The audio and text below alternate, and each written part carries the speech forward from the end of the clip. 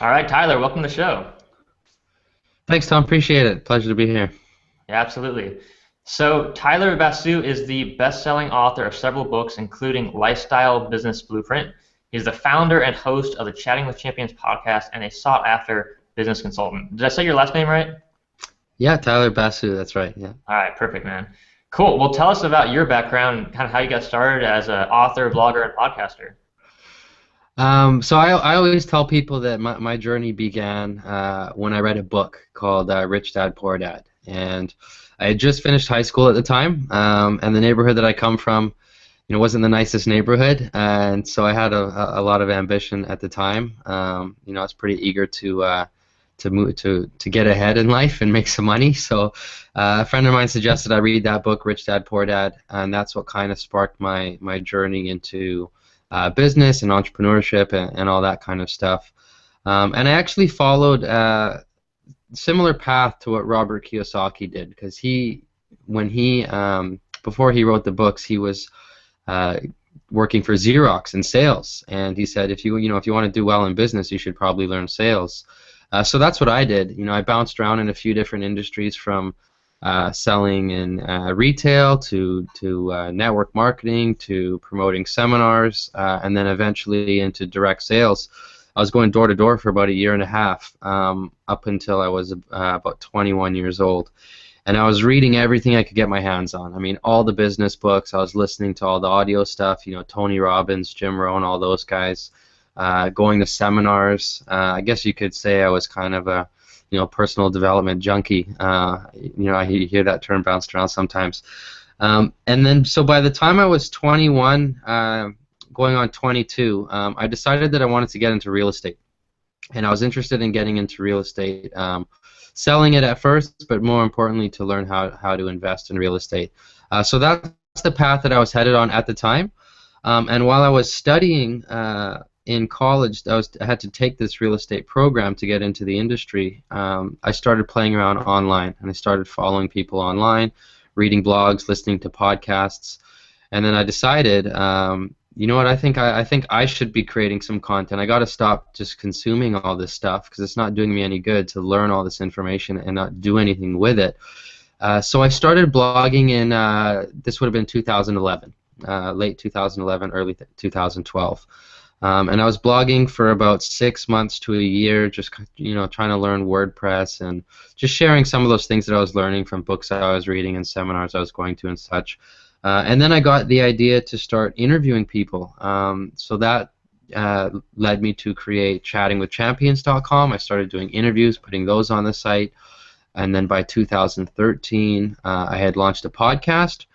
And then a bunch of the entrepreneurs that I was interviewing for the podcast were all doing cool things, like writing books and creating mobile apps and things like that. So I decided I should give this stuff a try. So I wrote and published my first ebook in 2013, and then another two later that year, and then most recently, which is the one that I just launched a few weeks back. That's Lifestyle Business Blueprint. That's the most recent book, and that so far that one has been the most successful. And that one kind of is like the culmination of all the things that I've learned as I've gone through this journey, and also as I've interviewed so many entrepreneurs who have been on this journey for longer than myself. So, yeah, that's kind of the backstory of what's brought me to where I am today. Yeah, that's awesome, man. It's funny because my first book I read, my first personal development book I read was Rich Dad Poor Dad as well, and it was Yeah. definitely like a huge light bulb moment for me. Just changed my life and my outlook on life, and really how I viewed money and business in general. Yeah, yeah, it was exactly what I needed at the time. Because I had never, had been around anyone successful at that point in my life. I didn't have any mentors or anything who were doing well in business. So, in a way, Robert Kiyosaki was kind of like my first mentor. Just opened up my mindset a little bit, made me believe that, hey, it was possible. You can do this, and so I went for it. Failed at a whole bunch of different things in order to find a couple of things that work, but it's definitely been exciting. That's awesome. Yeah, I totally get the thing with the seminars too, and being a personal development junkie. I mean, I think I've done at least 50 or 60 seminars, and just a period of a few years from like age 19 to like 24, I was doing seminars like every month almost. Yeah, yeah. Yeah. And they are definitely good, but I think what's more important than getting that information when you go to those things is that you do something and you apply it, right? And test it for Absolutely. yourself. That's the Yeah, most and important. the relationships too. I mean, meeting, like being around people who are entrepreneurial, who are motivated, who are have businesses and are successful already, and writing books and publishing books. I mean, that's so important because I don't know. At least for me, like I used to be like low self confidence. I thought, I can't possibly write a book. I can't start a business. And then you get around with people that are doing it, and you're like, oh well, if Yeah, this guy can do it, then I can definitely do it. yeah, exactly. What's normal for them slowly becomes a little bit more achievable for you because I guess it rubs off on you. Their way of thinking rubs off on you, and so. Yeah, exactly. Yeah. Exactly, man. Okay, so what happened then when you first started your blog? Was that the first thing you started doing online in 2011? Yeah, so I started with basic blog, tylerbasu.com, WordPress, and just started, sharing some of the things I was learning from guys like Tony Robbins and Jim Rohn, um, and so that's when I started to pay attention to other entrepreneurs online. Started reading their blogs. I found guys like Pat Flynn over at Smart Passive Income. Right, started paying attention to podcasts and guys like Tim Ferriss and Seth Godin. I would check out their blogs as well, and just really started connecting with a lot of people. Right, it gave me my own little platform to share some ideas, and also connect with other people out there, and that's what kind of that was a good starting point.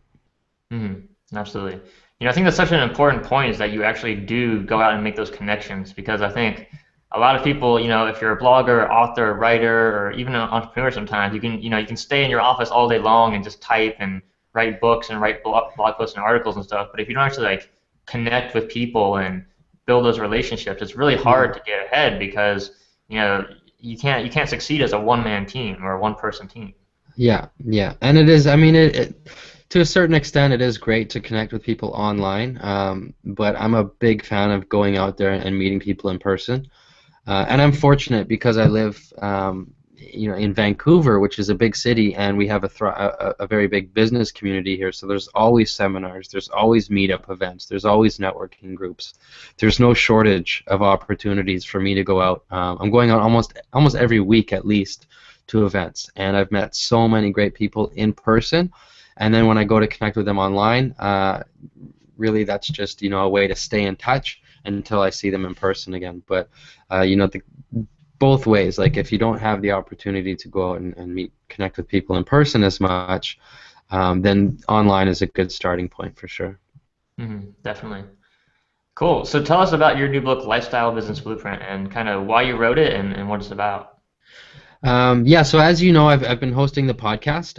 At this point, I've had the privilege of interviewing over 80 entrepreneurs, and I've just kind of gotten to learn their journey, their stories, what they've done, how they got started in business, and what kinds of businesses they've built. Um, and I had no idea that the term lifestyle entrepreneur existed or what that meant, or it was a foreign concept to me a couple of years ago. I knew there were entrepreneurs. I knew there were entrepreneurs that were doing things online.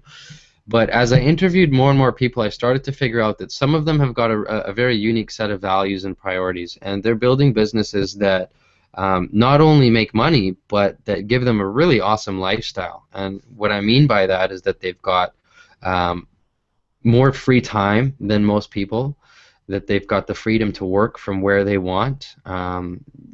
Usually their business just requires them to, have an internet connection to run it, so they can work from pretty much anywhere, whether that's their home or while they're traveling, or from a hotel maybe. It doesn't really matter. And then they're doing something that they love, and they're focusing their time and their energy on activities that they're really good at, that they really love to do. And then they're either creating systems to handle everything else, or they've outsourced some of the work to other people. So they're either building teams or they're building systems or a combination of both to run these businesses. So that because that freedom is their most important priority, right? So as I started to become fascinated by that, and I started testing ways for me to create that for myself. And so the first way that I did that was by writing a few ebooks, right? And then that gave me my first taste of creating a digital product and bringing in some passive income online. So that was pretty exciting. The podcast was another way, implementing things like affiliate marketing and mentioning resources on a podcast episode and such. That's been another way. And then most recently, by working with other entrepreneurs who are wanting to get started online, helping them set up blogs or podcasts or publish books or whatever they want to do. So coaching has become a part of it as well. So basically, as I've learned about this concept of lifestyle entrepreneurship and really narrowed in on its definition and some of the most common ways that entrepreneurs are building these types of businesses, I've also gone ahead and started to piece mine together as well. So this book is really it's a combination of 5 different strategies that I share in the book. And these are the 5 strategies that kept reoccurring each time I was interviewing these lifestyle entrepreneurs. It seemed that they were implementing some, if not even all, of these strategies, and they just kept reoccurring. So I really narrowed it down to those 5, dove deep into what the benefits of each of those strategies are, how somebody can get started, what resources they can use, etc. And then I also went over and reached out to 12 people that I've had on the podcast, and then I included them as case studies in the book so that their stories, as well as my own, could both serve as examples of how people from different industries with different passions and from different parts of the world are using these same strategies to build their business. So that was the inspiration behind it, and the intention behind it was to help introduce somebody to the concept of building a lifestyle business, and then give them some really actionable step-by-step information so that they could go ahead and get started if they wanted to. Mm-hmm. That's awesome. Yeah, I love what you said. The first thing you said about the lifestyle businesses, that there's entrepreneurs who have unique values and unique goals, and it's not necessarily to make the most money in the world and have the biggest pile of cash. It's for some people it's I want the freedom, and I want to be able to travel when I want, and not have to be stressed out 100 hours a week because I'm working so hard. Yeah. And it's cool. I think the awesome thing about being an entrepreneur is you kind of have to say kind of almost like screw what everyone else thinks, screw tradition. I'm going to go do my own thing. I want to do what I want to do. And for some people that's become a billionaire, and some people it's I want to work 10 hours a week and have enough money to do whatever I want to do and support my family and travel. And whatever your goals are, whatever your values are, is just fine. But I think there's something really inspiring about people who say, I don't need to work harder. I just need to have a certain amount of money and a certain kind of business, and I can have the lifestyle that I really enjoy and not have to be constantly slaving away at work. Yeah, absolutely. And I think a lot of people do get into business and entrepreneurship to build massive companies or make a lot of money and employ a lot of people, and that's great. And then there's a smaller subset of entrepreneurs who, in most cases, they're creating these micro businesses, and 90% of the time, maybe even 100% of the time, they're utilizing the internet to make that happen. Their priority is not necessarily to have an office and drive the nice car or whatever. Their priority is just to have freedom of choice in their lives, like freedom to choose what they want to work on, when they want to work, how often they want to work, who they want to work with. I think freedom is their predominant value, and that's what drives them to create that type of a business. Mm-hmm. Absolutely, yeah. I definitely resonate with that. I mean, for me, freedom is by far the most important, and yeah, like you just said, I mean, sometimes there's certain people that you just don't want to work with, that just aren't a good fit for you for whatever reason. Maybe their values don't fit. Yeah. Maybe they're in some different part of the world, and you don't want to get up at 4 a.m. to have a conversation with them. And there's nothing wrong with that. Like you can design your lifestyle to fill your needs and your values, and you don't have to sacrifice what's most important for you just to make an extra buck. Yeah, exactly. Yeah, awesome. So tell us about these kind of 5 strategies that you have found entrepreneurs are using to create these lifestyle businesses. Yeah, sure. So the first is blogging, and this is something that almost all entrepreneurs are doing because it's a great way to just to share content and share your message online, right? In most cases, a person's blog is kind of their home base online. I think we should all have our own website, and then the blog, of course, is the part of that website that you're constantly updating with new articles. So that could be written articles or video blogs. So a blog is great for branding purposes. I mean, it helps you to attract, the kind of people that you want to work with. It helps to position you as kind of the expert in your industry. But on its own, it can become a business. And I'll give you an example. One of the people that I featured in the book was a guy named Joel Brown. And so he founded a blog called Addicted to Success. And at first, he was just writing, all of the articles himself while he was working a day job. And he did that consistently for almost a year before he ever made his first dollar.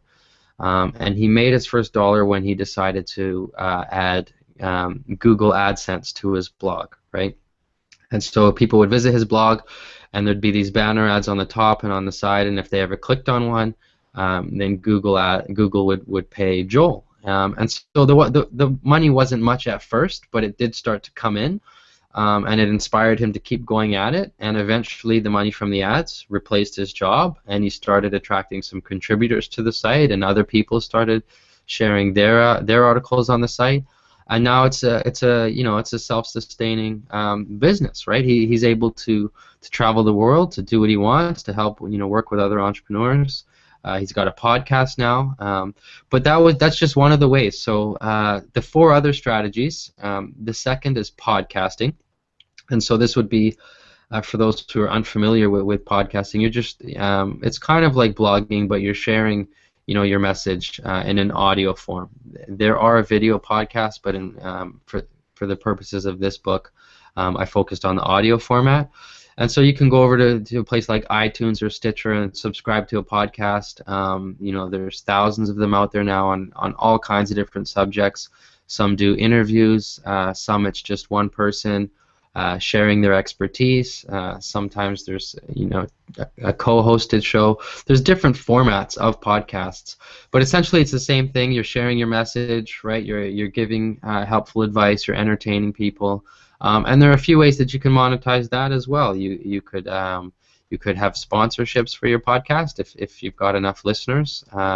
You can do affiliate marketing by recommending certain resources on your show, and then giving people a link to go and check out. You can also promote your own products or services, right? So if you're a coach, for example, you could use a podcast to kind of share your advice, share your message, and then invite people to go visit your website and apply for like a free coaching session, right? That's one example of how you could turn a podcast listener into a client. The third strategy that I touched on was information marketing. So I gave kind of an introductory overview to writing and publishing books, and then creating courses. And there's also quite a few case studies in the book of people who have done that. I've done the ebook thing as well. And there's there's various ways you can publish a book online. You can put them on Amazon. You could sell them directly from your site. You can put them on places like ClickBank, etc. There's many ways you can do it, and the same goes for courses, right? You can create a course, put it on a site like Udemy.com, or you could host it yourself, create a sales page for it, etc. So I touched on an introduction to those topics. Then there was a chapter on freelancing. Freelancing is a great way to turn any skill that you have, any marketable skill. Maybe you're a good editor. Maybe you're good at graphic design. I walk you through how you can go over and set up your portfolio, set up your own website, and create some profiles on some of those freelance networks and start to actually find work doing the thing that you love to do. And so this is something that you trade your time for, so it's not necessarily as passive as some of the other strategies can become, but it still gives somebody the chance to do something that they love doing from anywhere in the world, as long as they've got that internet connection to connect with whoever's hiring them to do the work. And then the last strategy was coaching and consulting. So if you if you have a specific area of expertise, or you know how to overcome a certain type of challenge, or you've made a whole bunch of mistakes that you want to show somebody how to avoid, there's a bunch of different ways you can get into this, but the main thing is that you're helping somebody else get a result that they want. So that could be a result that they're trying to get in their business. It could be a result they're trying to get in their personal life, in their health, in their relationships, whatever. If you're confident that you can help somebody get a result that they value and that they'd be willing to pay you for, then I walk you through some of the ways that you can position yourself as a coach and as a consultant and book some of your first clients. So those are the 5 strategies, and throughout the book I've got 12 case studies that help illustrate how people have used some or all of those strategies to build their business. And then the second part of the book are 7 principles. So this is separate from the strategies, but these are very important as well because, as you know, there's lots of information out there and there's lots of places that we can go to learn certain strategies and tactics and tools. Like, there's no shortage of places to learn that stuff. But if you're not investing in your mindset and if you're not learning the fundamental principles that enable an entrepreneur to build a successful business, it won't really matter which strategy you try to use, right? Those principles become your foundation, and then the strategies are the house you build on top of that foundation. So I do dive into 7 specific principles that I found to be kind of commonalities between all these people that I've had the privilege of learning from and from interviewing. And so that would be the second part of the book. Mm-hmm. That's awesome. Yeah, I think you're definitely right about the principles. I mean, you can look at these 5 strategies, blogging, podcasting, info marketing, freelancing, and coaching, and there's probably thousands and hundreds of thousands of people in each of those areas that are struggling and can't make money and can't make ends meet. And then there's, just as many people who are successful and, have this lifestyle business like you talked about and earning a full-time income or 6 figures, even 7 figures or more in each of these areas. So, it's not just about, finding the right thing. Like, it's not just about publishing books and, oh, you're going to get rich if you publish books because other people have done that. There's the potential to do that, but you have to have the right principles for success. Like you said, you have to have the right mindset. You have to have the right work ethic. You have to have, idea of, what you're creating and how that's going to add value to your customers, to your readers, and to the world. Yeah. And so I definitely, simplify, give a really solid overview of each of these strategies. But with anything, I mean, people need to expect that everything is usually going to be harder than you expect and take longer than you expect it before it succeeds, right? That's just the reality. I read a great book recently called The 10X Rule by Grant Cardone, and he says, if you expect everything, if you prepare yourself to put in 10 times as much effort to create a result, then you're most likely going to succeed. Now, it might not actually require 10 times as much effort. It might require 3 times or 4 times more than what you're currently putting in. But if you've got that expectation, I'm going to put in 10 times as much work as the next guy, then you increase your odds of making it work. So yeah, regardless of which strategy it is, these are all things that take time. You need to commit. Don't just try it for a couple months and then, it didn't really work out the way I wanted to, and then quit. You'd just be doing yourself a disservice that way. I mean, all these people that made it happen, in some cases it took them several years. But you know what? That time goes by anyway. And if you can plug away at something even part-time while you're working a job, if you need to, if you can build something on the side until it gets to that point where it provides a full-time income for you, the time goes by anyway, so why not give it a shot? Absolutely. Yeah, we actually interviewed Grant on the show. He was one of the funnest interviews I've done for sure. He's definitely an energetic guy, awesome guy, and I love that quote. Be willing to do 10 times as much work as anyone else, or as you expect, you might need to do. And I think that's so true. There's one of the seminars I went to is with Harv Eker, and he talks about. There's a big difference between 99% and 100%, right? And so some people, they put in 99% effort, they're willing to do 99% of the work. They're willing to, set up the blog or set up the podcast show, and they'll, write articles and they'll do stuff, and then all of a sudden they get to that one point at the end where they're just like, well, maybe I just won't do this next thing. And it's, it's just that 1% at the end that separates the winners from the losers, because success is never a straight line. A lot of people think success is like straight line from here to here, but it's not.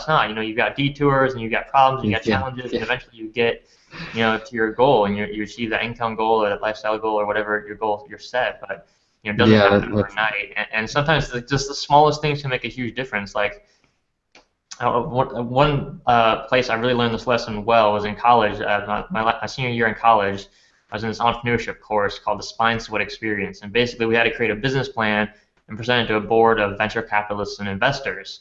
And I did. I mean, it was so much work. It was a ridiculous amount of work, to put this business plan together and do the presentation and everything. And I put it together. I did all the presentation, and everything was great. And at the end, basically, the investor said, "Hey, Tom, this was an amazing presentation, an amazing business plan. Everything was great, but you forgot to put prices on the menu. It was my plan was for basically a vegetarian restaurant chain, kind of Hmm. like Chipotle almost. And they said, everything was great, but you forgot to put prices on the menu. And I remember when I was preparing the business plan, I thought, oh, I don't need that. I can figure that out later. It's not a big Yeah. deal. And it was just that one thing I didn't do that Yeah. was different between getting an A and having people invest in my company Yeah. and basically getting like a C and not getting an investment. So I lost like $10,000 Yeah. because I didn't put prices on the menu. And it was like, I could have done it in 15 minutes, 20 minutes. It wasn't a lot of work, but I cheated myself out of my own success because that voice in my head was saying, you don't need to do that. You don't need to work that hard. And I think that's what a lot of people do. And and so now I try to catch myself when I do that. I don't stop myself from success. If I think, oh, it's too hard, I shouldn't do that. I should do that because I know that thing is going to take me closer to reaching my goal. Yeah. Yeah. Absolutely. Yeah, it's awesome. I mean, what about you in your own life and your own business? I mean, what have you noticed are some of the things that were kind of huge turning points in your life or your career so far? So turning point, like would this be like a realization or a specific Yeah, like a action that lesson I? that you learned either from failure or through experience that really changed your mindset and helped you get to that next level. Yeah. So I think the moment that changed everything for me was when I realized that up until that point I had been chasing strategies to be successful. I'd been chasing the money makers. And that's what led me to work in a bunch of different industries. I was constantly chasing the next thing that I thought was going to work, and none of them worked for me. I mean, there were people in each of those industries, like for example in direct sales and in network marketing, etc. Um, where people were doing well in those industries. I just wasn't one of them. And so what I figured out was that the industries can't be the problem. The problem is that I got to work on me. Like there's something in my mindset that's not quite right. And so I was also sitting at one of T. Harv Eker's seminars, the Peak Potentials, the Millionaire Mind Intensive seminar. He wasn't the speaker at the time. It was the current president of the company, Adam Markel, I think was the speaker, and it was I was sitting in that audience, with there's like 1,000 other people there, and we're all learning these strategies for creating passive income and building businesses online and all that kind of stuff, and then it just hit me like a light bulb went off in my head, and it said, Tyler, you got to stop chasing the next freaking strategy, and you need to learn some of the fundamental principles and the habits of people who are successful. If you learn those, then it won't really matter so much what strategy you use, because you'll be able to take those principles and apply them into that strategy and make it work. So that shift in mindset was a turning point for me, because from that point forward, I stopped focusing on what was going to be the next lucrative industry or the next opportunity. I stopped chasing the money. I stopped chasing the results. And I started to really get to work on me. And one of the first steps was to start interviewing entrepreneurs, to start to learn, what their habits were, what lessons they'd learned from their journeys, what some of the fundamental principles were, how they define success, etc. And I reached out to people from a whole bunch of different industries, because again, I wasn't after all of the different strategies, even though it's great, to learn about the different strategies that are out there and the different opportunities that exist. When I shift my mindset to learning the principles, that's what really changed everything. And then so I just started applying some of those principles. And then that's when I started to experience success. Didn't happen overnight, still took a few years, but I think that was the turning point. That's awesome. So what was some of those principles, or maybe one of those principles that really stood out for you and changed everything? So number one is consistency. So and there's a great book about consistency, which is called The Slight Edge by Jeff Olson. And he uses the analogy of saving money into putting money into like a mutual fund or a savings account, right? Something that has the potential to compound over time. So if you consistently save the same amount every single month, month after month after month for a few years, you're not going to see much growth in the beginning. But if you were to graph this chart over a few decades, you're going to see there's this turning point where all of a sudden the compounding really starts to kick in, and then the gains become exponential. Not that you started putting in more money, you're still putting in the same amount of money, but because you've been doing it consistently for so long, eventually there was this compounding effect. And so the same thing happens with our habits, and with our activities. No matter what business you're in or what area of your life you're working on, whether it's your health, your relationships, there are certain things that if you do them consistently over time, they're either going to result in success or they're going to result in failure. So you could have bad habits that actually work against you. For example, a bad habit would be not reading. If you're not constantly educating yourself, you might get away with that for a year or two.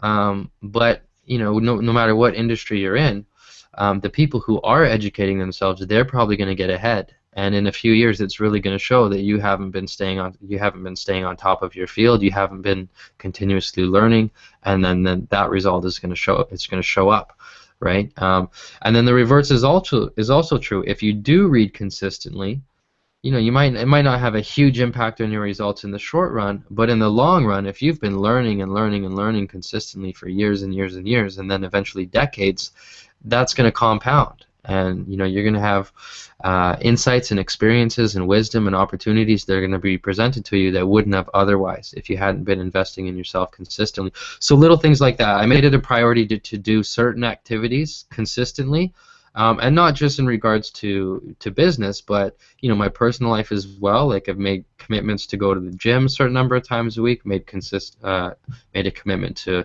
listen to a certain number of audio books or podcasts per week. Right, little things like that, and I've actually got a system in place where every week I print out this checklist, which has my weekly habits and activities that I want consistent, and the number of times I want to do them per week. And so throughout the week, I'm checking off, as I'm doing them, so that at the end of the week I give myself a score. And I'm not always perfect, right? I'm not always getting 100%, but the fact that I'm monitoring it really helps. And I know if if I'm not checking off those check marks in a certain area, I know that my consistency is failing at that point, or it's something I got to get on top of again. So at least I'm aware of it and I'm monitoring it, and just doing that has helped me to stay consistent. Because before that used to be one of my biggest weaknesses. I'd get a burst of motivation, and then I'd jump headfirst into something, and then the motivation would burn out after a little while, and then I move on to something else. This helps me make sure that I keep the commitment to myself to do certain things over and over and over again, even if I don't feel like doing them. Yeah, that's awesome. Yeah, and I noticed you've got this giant library of books right behind you, this big bookshelf back there. Oh, so yeah. you actually, either you're just pretending with a whole bunch of books there, or you actually do read a lot and study a lot. Yeah, no, I do read a lot. I listen to a lot too, and then that's not even counting ebooks. But I am still a big fan of paperbacks. I like to actually sit in my bed and read a physical book. It's nice. Yeah, absolutely, man. Yeah, that's great. So, by the way, if you're listening right now, all the books and all the links and all the resources and everything Tyler's mentioned on the show so far, we'll have those all in the show notes at publishingprofitspodcast.com. So, Tyler, you just mentioned that checklist you have. Is that something you share with people? Is that totally something private that you just developed for yourself? No, I can totally share that. In fact, I'll find the link for it because it's an Excel file. Made it in Microsoft Excel. It's my own little template I created. I've got one here. I'll show you what it kind of looks like. And of course, anyone who's listening to this won't see this, but at the top of the page, I've got a box for my goals and priorities for the week. Below that, I've got a table that lists my specific habits and activities that I want to keep consistent, and then I've got every day of the week there. and then a certain number, which is my goal of how many times I want to do that for the week. So, for example, one of the activities on here is to drink water and take vitamins. So that's a 7-day-a-week thing. So every day that I do that, I give myself a little check mark, right? Gym or physical activity, that's a 3-day-a-week thing. So going to the gym, each time I go, I get to mark that off, and so on, right? Then at the bottom of the page, I've got a spot for notes and reflection. I like to reflect on my week at the end of the week. Anything that I learned, anything that happened that's worth celebrating, anything like that, I'll write it down. And then I've got one last box for ideas. So I constantly have ideas coming to me. I don't act on them all right away. I write them down. I sit on them for a bit, and then every couple of weeks I'll look back at all of these different ideas that entered my head, and I'll pick one or two to implement. So I've been doing this for almost 2 years now. And this is what's helped me stay consistent in a lot of different areas. And then now I'm just starting to experience some of those compounded results from being consistent at all these different things. That's awesome, man. Well, thank you so much for sharing that with us. And I think you're totally right that consistency should be number one because, I mean, it's just so important. You can be a great author, a great writer, a great podcaster, great at anything, and if you're not consistent with it, you're not going to get nearly the same results that you would if you do it, consistently, whether that's every day or once a week or, whatever different areas of life, require different levels of consistency. But staying on that steady pattern, that steady path is just absolutely the key to success. If you're writing a book and you try to do it in big spurts of, I'm going to spend a week or a month and write a whole book and take the rest of the year off, you're not going to be nearly as effective as just writing a couple minutes a day every single day. Exactly. It's a marathon, not a race. Yeah, exactly. Absolutely, man. Well, thanks, Tyler. You shared just a wealth of wisdom with us today on the show. I really appreciate it. No problem. No problem, Tom. Yeah, absolutely. So before you go, tell us where people can find out more about you and the work that you're doing. So if anyone wants to check out my podcast, it's called Chatting with Champions. Every week I'm interviewing different entrepreneurs. Just kind of have them share their journey and some of the principles and strategies that have made them successful.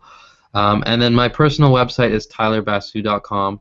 And if you want, you can read the first 3 chapters of my new book for free. If by going there's a free preview, you don't have to opt in or anything.